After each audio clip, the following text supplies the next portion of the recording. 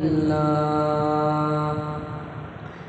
मुझ महबूब जी हर अदा शां चवा अकुल हैरान या मोजज़ा शां चवा मुझ महबूब जी हर अदा शां चवा अकुल हैरान या मोजज़ा शां चवा मुझ महबूब जी।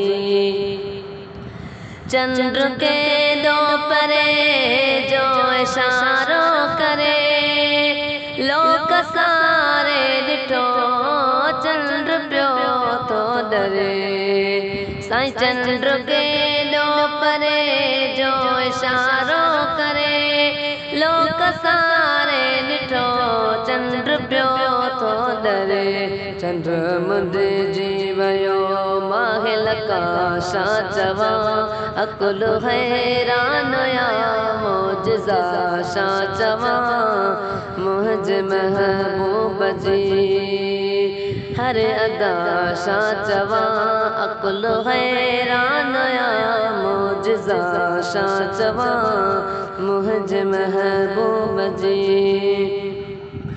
जंग में जान जी अखे निकेरी पई लिबला लड़ाई अख निखेरी पई। साईं जंग में जान जी अख निकेरी पई लिबला लड़ाई अख निखेरी पई।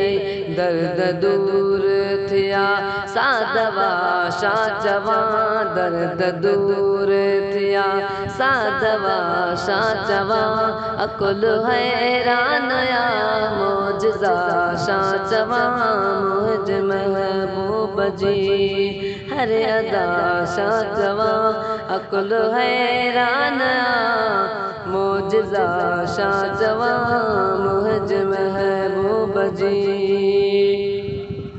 रिया पाणीअ न्यारो जे लश्कर थियो जारी हथनि मां चश्मन जो मंज़र थियो। साईं रिया पाणीअ न्यारो जे लश्कर थियो जारी हथनि मां चश्मन जो मंज़र थियो।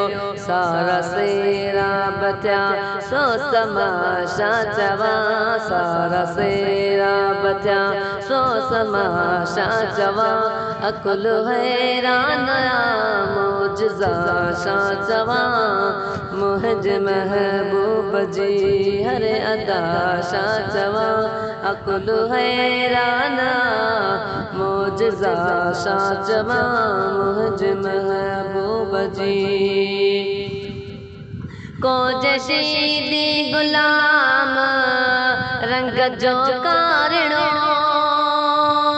हथ फेरो प्रिय चंद्र थियो वाइड़ो। साईं को जशीदी गुलाम रंग जो कारणो हथ फेरो प्रिय चंद्र थियो वाइड़ो।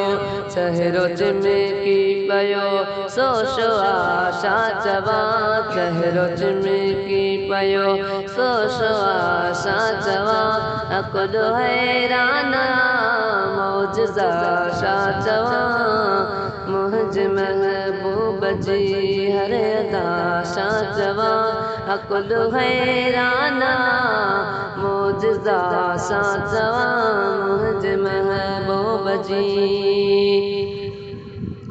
आहे दीदो खुदा वॾे महबूब थो अता अरबी मथे रब करे ख़ूब थो।